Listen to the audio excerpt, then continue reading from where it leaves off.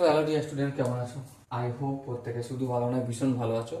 স্ক্রিনের ওপর একটা প্রশ্ন দেখা যাচ্ছে। প্রশ্নটা কি বলেছে দেখো, sine theta into tan theta plus cos theta এর সরলতম মান নির্ণয় করতে হবে। চলো শুরু করে দিই। দেখো, সাইন থিটা রইল, কস থিটাকে আমি এভাবেও তো লিখতে পারি। কিভাবে? Sine theta by cos theta. হ্যাঁ, তারপর যেমন প্লাস কস থিটা আছে তেমন থাকলো। বেশ, এর নিচে ওয়ান আছে, সাইন থিটার সঙ্গে সাইন থিটা গুণ করলে কি হয়ে যাবে?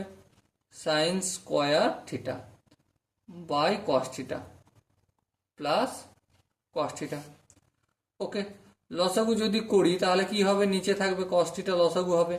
কস থিটাকে কস থিটা দিয়ে ভাগ করলে এক, এককে সাইন স্কোয়ার থিটা দিয়ে গুণ করলে অবশ্যই সাইন স্কোয়ার থিটা প্লাস এর নিচে এক আছে, কস থিটাকে যদি এক দিয়ে ভাগ করি তাহলে কস থিটা হবে, ভাগফলকে লব দিয়ে গুণ মানে কস স্কোয়ার থিটা হয়ে যাবে। ঠিক আছে, এবার দেখো উপরটা লবটা দেখো, sine square theta plus cos square theta মানে one, one by cos theta, আর ওয়ান বাই কস থিটা মানে কি? Sec theta. এটাই আমাদের আনসার হবে।